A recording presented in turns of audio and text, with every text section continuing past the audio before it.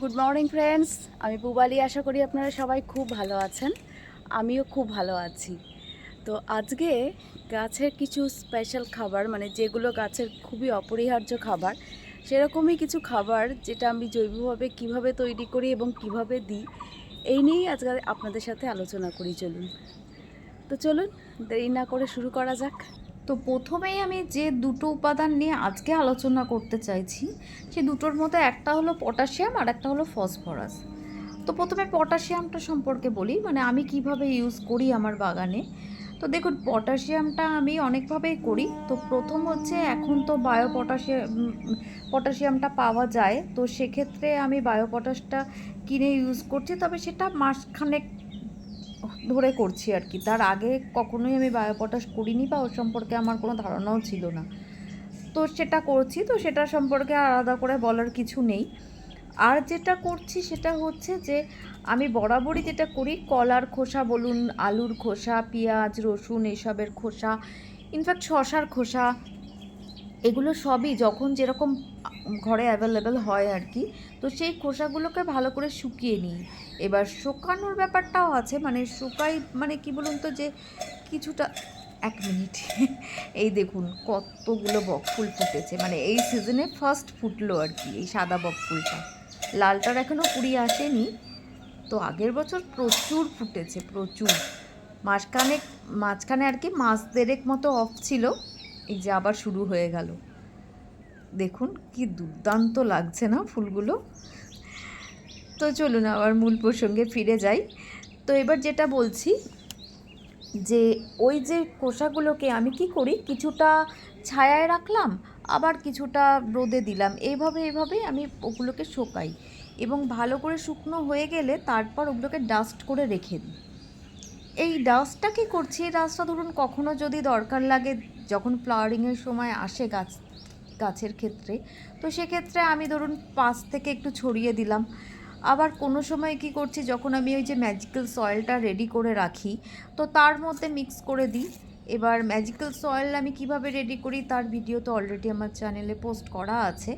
তো যদি প্রয়োজন মনে করেন, যারা আমার নতুন বন্ধু আছেন, তারা কি পেছনে গিয়ে দেখে নিতে পারেন। তো যাই হোক, তো ওইভাবে ইউজ করি। আবার কোনো সময় আমি মানে যে জিনিসটাকে আমি আমার ভাষায় গাছের বিরিয়ানি বলছি, তো সেটারও ভিডিও পোস্ট করা আছে আমার চ্যানেলে। তো তার মধ্যেও মিক্স করে দিই, দিয়ে ওইটার সাথেও খাবারগুলো দিই, মানে যেগুলোকে আমি শুকিয়ে রাখছি আর কি, জেনারেলি সেই জিনিসগুলো সম্পর্কে বলছি। আর ধরুন আরেকটাভাবে আমি পটাশিয়ামটা ইউজ করি, সেটা হচ্ছে ধরুন কাঁচা এই যে কলার খোসা বা আলুর খোসা যাই পাই, সেটা ধরুন একটা জায়গায় টবের কিছুটা মাটি তুলে নিয়ে ওর মধ্যে দিয়ে আবার মাটিটা চাপা দিয়ে দিলাম। তাহলে কি হচ্ছে, ওই মাটিটার মধ্যে থাকা অবস্থাতেই ওটা ডিকম্পোজড হয়ে ওর সাথে মিশে যাচ্ছে, এবং গাছও তার প্রয়োজনীয় খাবারটা ওখান থেকে পেয়ে যাচ্ছে। তো এইভাবেও আমি কিন্তু এটা ইউজ করি। আবার কি করি, যে এই কাঁচা খোসাগুলোই ওই যে পাক জলটা আমরা রেডি করা থাকে, ওই পাক জলটার মধ্যে দিয়ে দিই। তাহলে কি হলো, যখন আমি ওই জলটা গাছে দিচ্ছি, তো রেগুলার বেসিসে ওটা মোটামুটি আমি একদিন অন্তর একদিন এরকমভাবেই দিই। বা যখন যেরকম যে গাছে মনে হলো সেদিনকে একটু তুলে জলের সাথে মিক্স করে দিয়ে দিলাম। তো তার মধ্যে এগুলো মিক্স করা থাকে বলে অটোমেটিক সেই খাবারটা ওরা পেয়ে যায়। তো এইভাবে আমি কিন্তু পটাশিয়ামটা ইউজ করতেই থাকি। আবার ধরুন আরেকটা কাজও করি, সেটা হচ্ছে ধরুন অনেক সময় ওই যে প্লাস্টিকের কৌটোগুলো থাকে না, সেগুলোকে ধরুন একটু ফুটো করে নিলাম। ওই যে সোনপাপড়ির কৌটো বা এরকম টাইপের হয় না, একটু ফুটো ফুটো করে নিয়ে ওর মধ্যে ধরুন কলার খোসা, পেঁয়াজের খোসা এগুলো দিয়ে একটু জল দিয়ে একটুখানি জাস্ট টবের উপর বসিয়ে রাখলাম। তাহলে কি হচ্ছে, ওই যে ফুটোগুলো করে দিয়েছি ওর মধ্যে থেকে ওটা ডিকম্পোস্ট হয়ে হয়ে মাটির সাথে মিশছে, এবং সেই খাবারটা কিন্তু অটোমেটিক গাছ গ্রহণ করে নিচ্ছে তার প্রয়োজন মতো। এবং ওর মধ্যে যে খোসাগুলো থাকছে সেগুলোও আস্তে আস্তে ডিকম্পোস্ট হয়ে সার হয়ে যাচ্ছে। মানে দুটো জিনিসই কিন্তু আপনি এইভাবে রেডি করে নিতে পারছেন। আবার ওই সারটা আপনি শুকিয়ে কাজে লাগিয়ে দেবেন। এইভাবেও আমি ইউজ করি। তো যখন যেরকম প্রয়োজন মনে হয় আমি পটাশিয়ামটাকে ঠিক এইভাবেই ইউজ করে থাকি। আর যেটার আরেকটা জিনিস, যে দেখুন এই যে ইউজ করার ফল যেটা হচ্ছে, সেই কারণেই আমি কিন্তু এই গাছগুলোকে আপনাদের দেখাচ্ছি। এই যে দেখুন আমার এই যে লঙ্কা গাছটাকে দেখিয়েছিলাম খুব খারাপ অবস্থা, এখন দেখুন কি সুন্দর আস্তে আস্তে কচি পাতা হচ্ছে, আর লঙ্কা তো হয়েছে অলরেডি, পেকেও গেছে। তো ওটা বীজ করব বলে রেখে দিয়েছি, ওই জন্য পারিনি আর কি। তো এইভাবে আমি পটাশিয়ামটা জেনারেলি ইউজ করি। আর যেটা করছি ফসফরাস, তো ফসফরাসটাও আমি অনেকভাবে ইউজ করি। তো প্রথম যেটা বলছি আপনাদের, সেটা হলো দেখুন, এই যে মাছের আঁশ বলুন, তারপরে মাছের তেল, মাছের ফুলকো বা চিংড়ি মাছের খোসা, তারপর ছোটো ছোটো মাছের যে মাথাগুলো হয় সেগুলো এমনি বাজারে গেলে মাছ কিনলে ওদেরকে বললেই ওরা দিয়ে দেয়। তো সেগুলোকে নিয়ে আমি একটা ঢাকা জায়গায় রাখি, রেখে ওর মধ্যে কিছুটা ঘুঁটে আর কি, যেহেতু ঘুঁটেটা আমাদের এখানে অ্যাভেলেবেল তাই আমি ওটা ইউজ করি। না পেলে তার বদলে আপনারা গোবর সারও ইউজ করতে পারেন।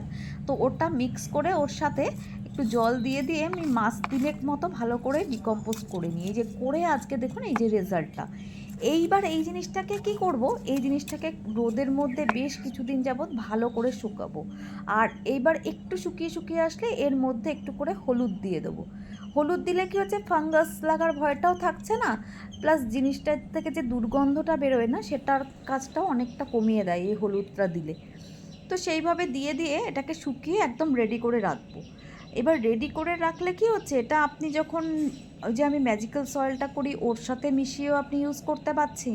আবার ধরুন আমার যখন দরকার হচ্ছে তখন আমি ডিরেক্টলি হয়তো টবের সাইডে একটু দিয়ে দিলাম, এভাবেও আমি ইউজ করি।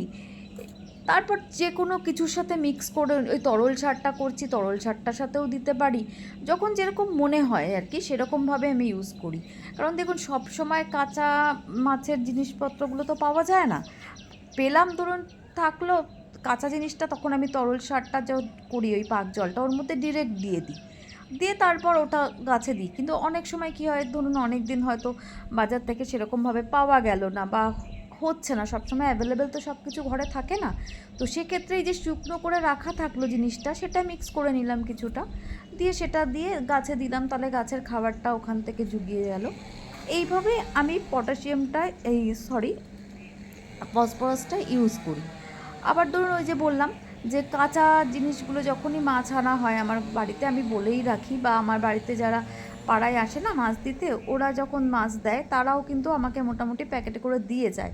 তো সেই কাঁচাটাও আমি ওই পাক জলটার মধ্যে ডিরেক্ট দিয়ে দিই, দিয়ে সেটার থেকে আমি গাছে দিই।